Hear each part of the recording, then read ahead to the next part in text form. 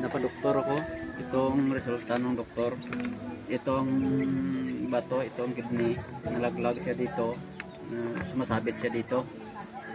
Kaya ito palagi masakit na ano na siguro sa 5 taon na ano po nasakit, mga 2 years na yata. Ito sabi ng doktor, operahan. Pero mula nakilala ko ito, ang Sinegrin, in-try ko sa 16 na piraso, napalabas ko yung bato. Ito yung bato, kita ko sa inyo.